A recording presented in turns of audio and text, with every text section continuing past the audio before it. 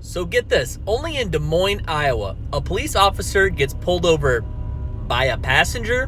Why, might you ask? Because the officer left his rifle on the roof of the squad car. Imagine cruising down the road like, why is everyone staring at me? Meanwhile, the AR-15 is just riding shotgun on the roof of the car like it paid rent.